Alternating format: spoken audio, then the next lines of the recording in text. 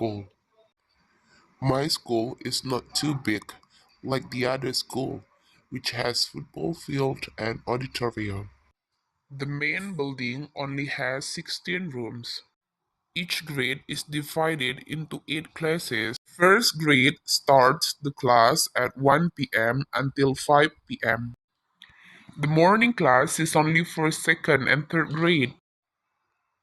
In addition, my school has also one baseball court, one science lab, an art room, a library, one hall, which we call Pendopo, one mosque, one canteen, teacher's room, toilets, and parking area.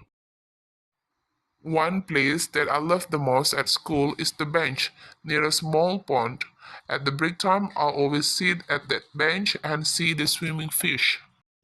Don't forget to subscribe. Thank you.